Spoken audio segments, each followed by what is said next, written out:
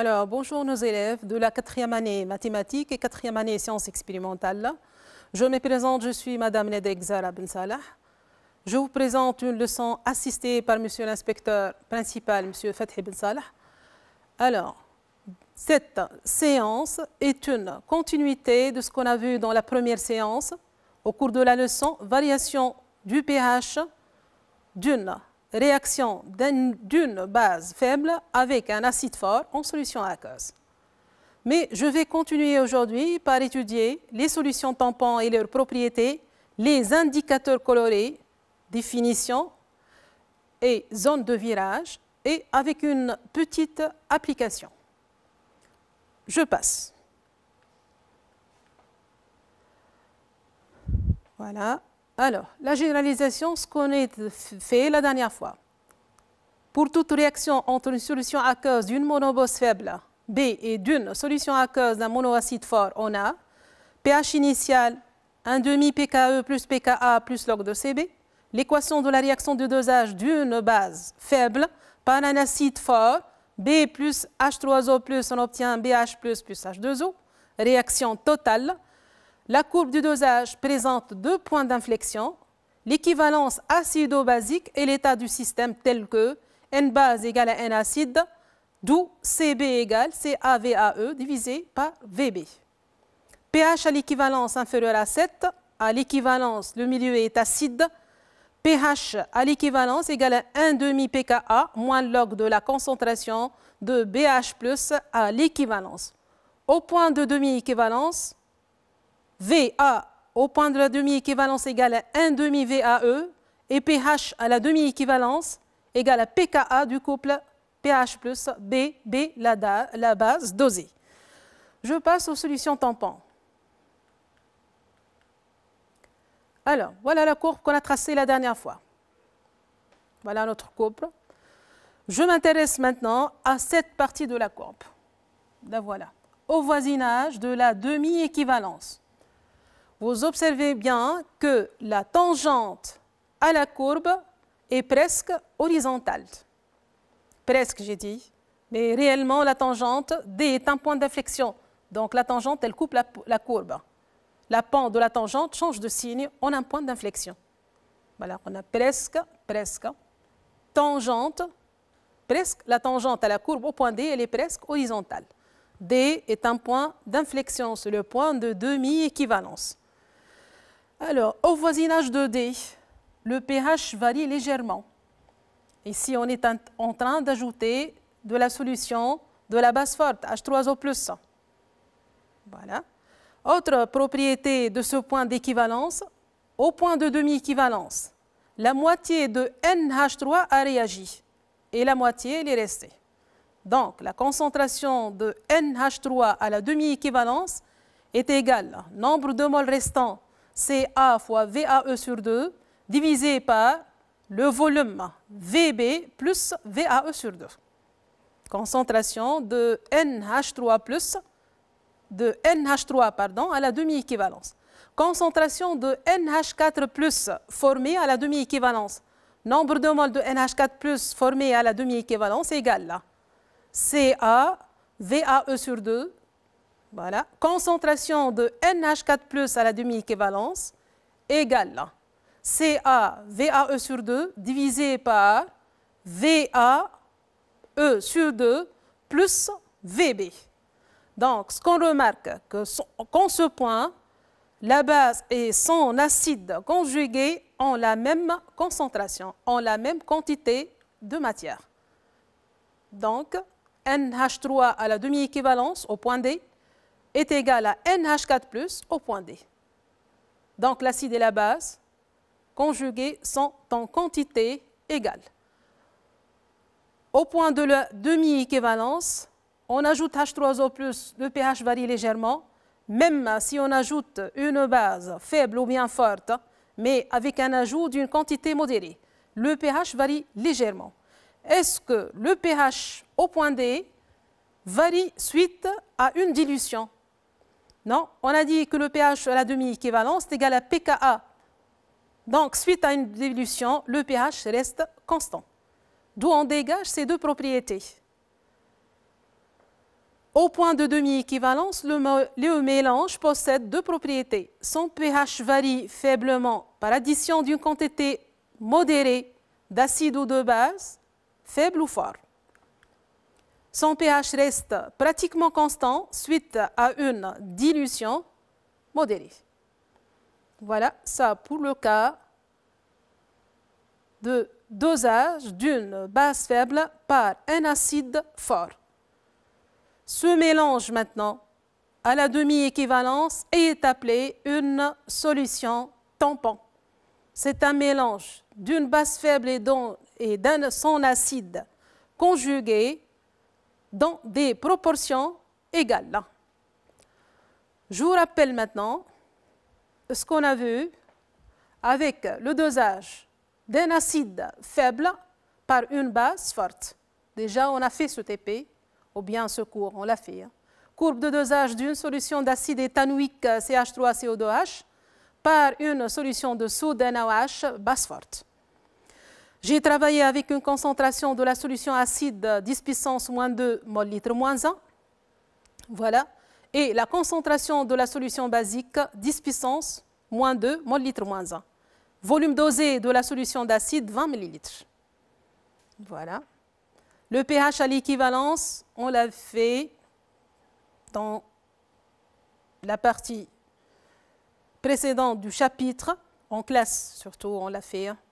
pH à l'équivalence égale 8,3 et on l'a démontré, on l'a justifié pourquoi à l'équivalence acide faible, base forte, le mélange est basique. Alors, احنا ما حاجتناش بالبي اتش l'équivalence اليوم، حاجتنا بالدemi équivalence. Voilà. VAE égale à 20 ml, voilà l'équivalence. Demi-équivalence, un demi VAE 10 ml, voilà le point D. Projection 10 ml sur la courbe, voilà le point 2. Et vous avez pH à la demi-équivalence égale à 4,8, égal à pKa du couple acide éthanoïque CH3CO2H, base conjuguée CH3CO2-. Voilà, demi-équivalence D, un demi VAE, pH 1,5 égale pKa du couple acide éthanoïque, ion éthanoate. Kif kif. En ce point D, la tangente à la courbe est presque horizontale. On l'a tracé mathématiquement, c'est un point d'inflexion. La tangente, elle coupe la courbe, car elle change de sens. Pardon, la pente de la tangente change de signe. Alors, en ce point D, on continue d'ajouter une quantité modérée de base forte, et le pH varie légèrement, vous le voyez, le pH varie légèrement. Voilà. Si on ajoute de l'eau maintenant, le pH il reste constant. pH il est constant suite à une dilution. Ensuite, qu'est-ce qu'il faut démontrer encore? La quantité de matière de CH3CO2H à la demi-équivalence. La quantité de matière restante est égale à N total moins N réagi. N total, c'est AVA moins N réagi, CB, VBE sur 2. Voilà. Ici, c'est VBE. Voilà. Alors, la concentration de CH3CO2H à la demi-équivalence égale, CAVA moins CB, VBE sur 2, divisé par VA plus VBE sur 2, qui était égal à CA, VAE sur 2, pardon, est égal à CB, VBE sur 2, divisé par VA plus VBE sur 2. Je passe à la concentration de l'ion CH3CO2-, la base conjuguée de CH3CO2H. Voilà. Nombre de moles de CH3CO2- égale CaVAE sur 2. Concentration de CH3CO2- à la demi-équivalence égale CaVAE sur 2 divisé par VB plus divisé par VA plus VBE sur 2. Donc, si on va conclure ici, la concentration de l'acide faible CH3CO2-CO2H est égale à la concentration de sa base conjuguée CH3CO2-. Au point de demi-équivalence, le pH varie légèrement suite à l'ajout d'une quantité modérée de la base forte et reste constant suite à une dilution. Voilà.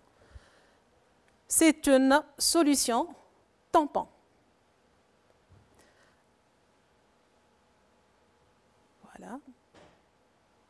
Au point de demi-équivalence, le mélange possède deux propriétés.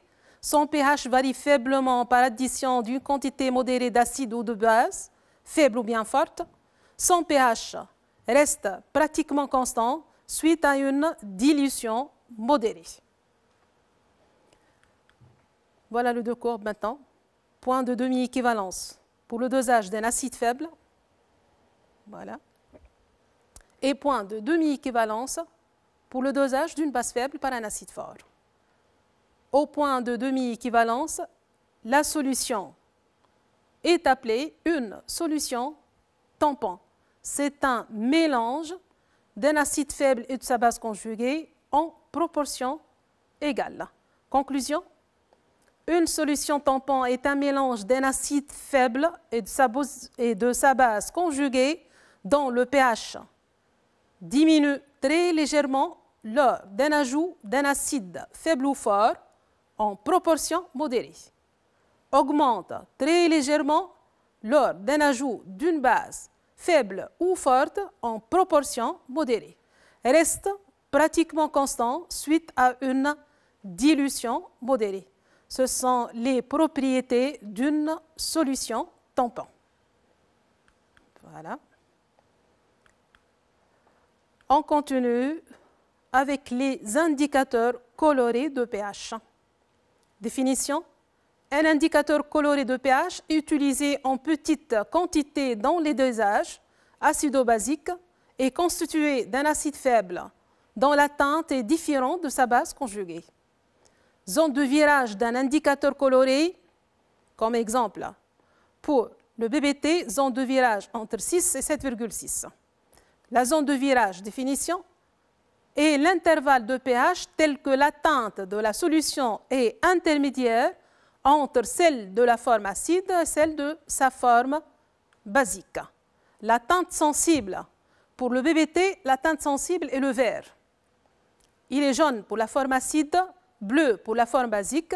Pour la zone de virage, il prend la couleur verte. Cette couleur verte est appelée la teinte sensible. Généralement maintenant, la teinte sensible d'un indicateur coloré de pH est la teinte qu'il prend lorsqu'il est introduit dans une solution de pH appartenant à sa zone de virage. Un indicateur coloré de pH est dit convenable à un dosage acide-base si sa zone de virage renferme le pH à l'équivalence. Ça, on l'a vérifié pour notre TP aujourd'hui. Le rouge de méthyle renferme le PHE à l'équivalence, donc le rouge de méthyle est convenable pour le dosage de la base faible avec un acide fort. Pour le dosage d'une base forte avec un acide fort ou bien d'un acide fort avec une base forte, le PHE égale à 7, c'est le BBT qui est convenable pour ces dosages. Voilà pour nos indicateurs colorés. Alors, on continue avec une application. On dispose de 3 solutions aqueuses de même concentration molaire C. S1, une solution aqueuse d'acide chlorhydrique HCl, acide fort. S2, une solution aqueuse d'ammoniac NH3, base faible. S3, une solution aqueuse d'hydroxyde de potassium, KOH, c'est une base forte. Les 3 solutions, voilà. La mesure du pH de chacune des solutions a donné les valeurs suivantes, 10,6, 12 et 2. Accordez avec justification la valeur du pH correspondant à chacune des 3 solutions. HCl, acide fort, NH3, base faible, KOH, base forte. Alors, 10,6, 12 et 2. On va les accorder. Pour la solution S1, la réponse, pH égale 2, inférieur à 7, la solution est acide. Bien sûr. Maintenant, 10,612. Il faut souligner que les deux solutions basiques, l'une forte, l'autre faible, de même concentration. Il faut indiquer même concentration. À égale concentration, la solution basique ayant le pH le plus élevé correspond à la base la plus forte. Donc, pH égale 12, c'est le pH de la solution S3. pH égale 10,6, c'est le pH de la solution d'ammoniac basse faible. Voilà notre réponse. S1, solution aqueuse d'acide, son pH inférieur à 7, pH de S1 égale 2. À égale concentration, je souligne bien, à égale concentration, la solution basique ayant le pH le plus élevé correspond à la base la plus forte. pH de S3 égale 12, base forte. pH de S2 égale 10,6, base faible. Deuxième question. Déterminer la concentration C commune des trois solutions. Bien sûr, vous avez le choix entre le pH de la solution acide fort ou bien le pH de la solution de base forte. Pour l'acide fort, voilà. pH égale à moins log de C. Donc C égale 10 puissance moins pH égale 10 puissance moins 2 mol litre moins 1. pH d'une base forte, pH égale pKe plus log de Cb. pKe 14 plus log de Cb. Donc, Cb égale 10 puissance, C égale 10 puissance pKe, pH moins pKe. C égale 10 puissance pH moins pKe égale 10 puissance moins 2 mol litre moins 1. Deuxième partie, voilà. On réalise séparément les dosages pH métriques par la solution S1 d'acide chlorhydrique d'un volume V2 égale 20 ml de la solution S2 et de la solution S3. Le même volume pour les deux solutions. On obtient les courbes A et B de la figure 1. Et voilà les courbes A et B. Identifiez la courbe de chaque dosage en justifiant la réponse. Voilà les deux courbes. Courbe A et courbe B. Laquelle qui correspond au dosage de la base forte, laquelle qui correspond au dosage de la base faible. Je vous signale que vous pouvez répondre à cette question par 3 méthodes différentes. Alors, vous essayez de chercher les différences entre ces deux courbes. Je commence par pH initial, 10,612. Donc, la solution S3 de la base forte, voilà. pH égale 12, pH initial, solution S3, voilà. Ensuite, deuxième, pH initial 10,6. 10,6, c'est le pH initial de la solution S2, de la base faible. Deuxième différence entre les deux courbes, la courbe, voilà, qui commence par pH égale 12, présente un seul point d'inflexion, deux concavités. Voilà. Courbe en rouge, deux concavités, un seul point d'inflexion. Point d'inflexion, E, pHe égale 7. Voilà.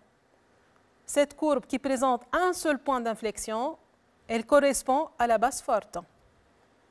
pHe à l'équivalence égale 7, ça correspond à la base forte. Deuxième courbe, voilà.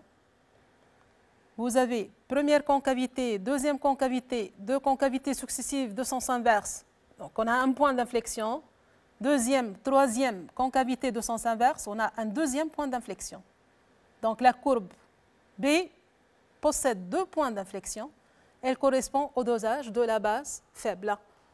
Les 3 méthodes, on peut justifier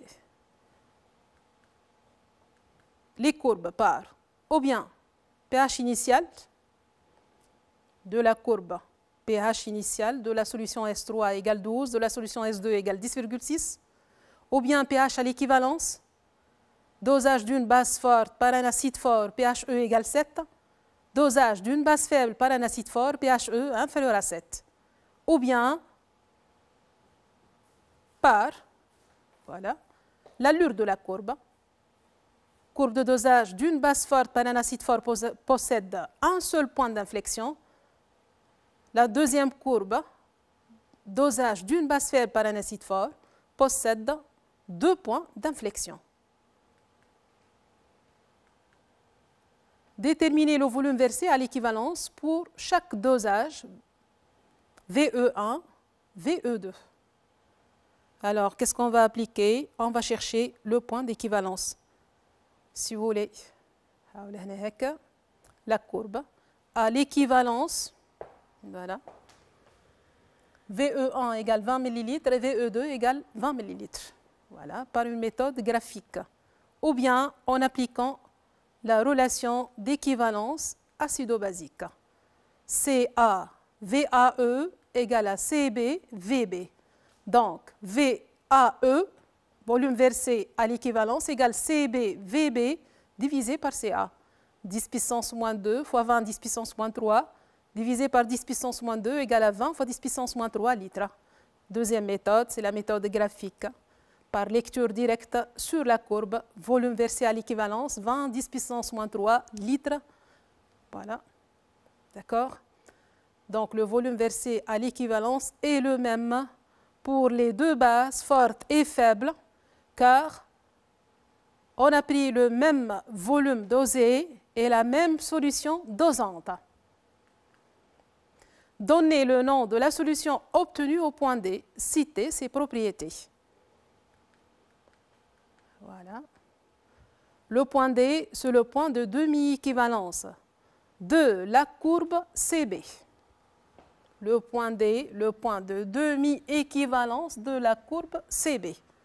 Voilà, au point de demi-équivalence, voilà le point D, 10 ml, point D, de demi-équivalence, on a dit que la concentration de la base est égale à la concentration de son acide conjugué.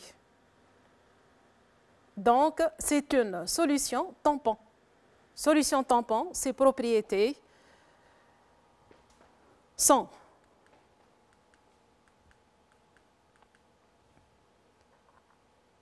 le pH diminue très légèrement lors d'un ajout d'un acide faible ou fort en proportion modérée, augmente très légèrement lors d'un ajout d'une base faible ou forte en proportion modérée, reste pratiquement constant suite à une dilution modérée. Si on ajoute de l'eau, toujours, la concentration de la forme acide est égale à la concentration de la forme basique. Donc, c'est une solution tampon. Le pH reste pratiquement constant.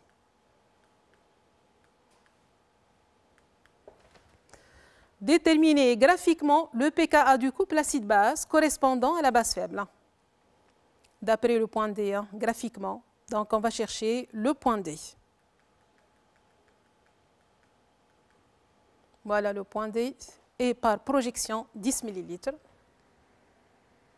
Projection 9,2. C'est l'ammoniac NH3. Voilà. À la demi-équivalence, on a pH égale pKa égale 9,2. Il faut laisser trace sur la courbe, s'il vous plaît.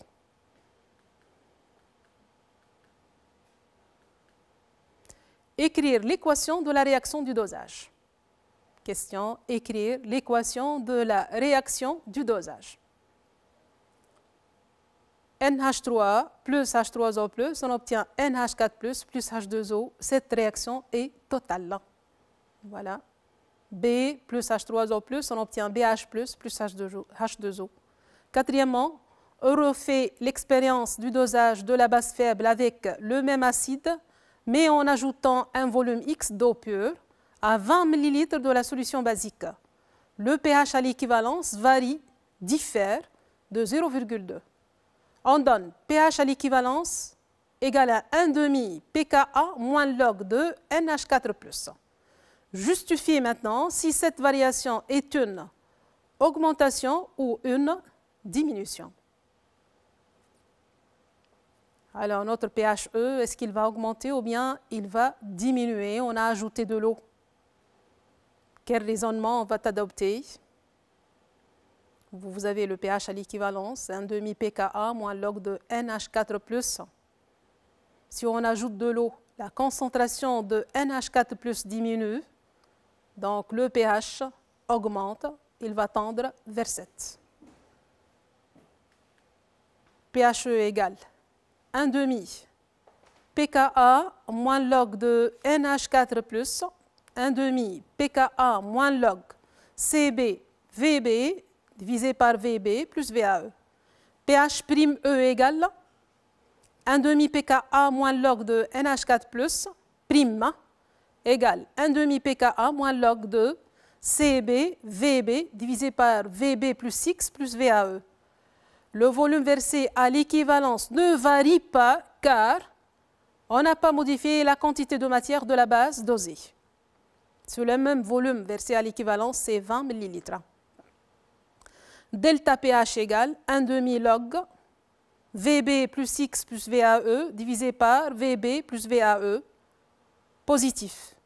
Donc, delta pH positif, donc pH'' supérieur à pHe, cette variation est une augmentation. pH'' supérieur à pHe. On va chercher maintenant, voilà, petit b, déterminer le volume d'eau ajouté, déterminer le volume X ajouté. Delta pH égale, on va développer X égale. Très simple, delta pH, donc pHe, pH'', delta pHe, on va chercher X.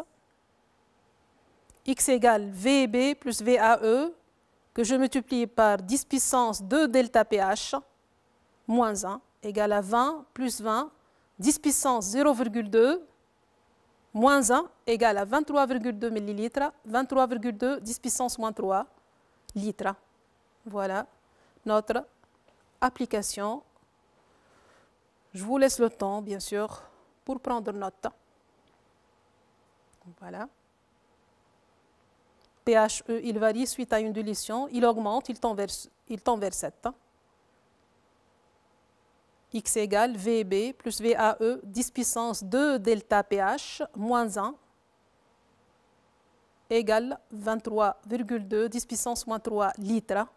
VAE ne varie pas, c'est le même, c'est 20 ml. CbVb divisé par Ca. Alors, nos élèves promo 2020, vous êtes courageux, que Dieu vous protège, bonne chance et bonne continuation. Je vous salue, à très bientôt.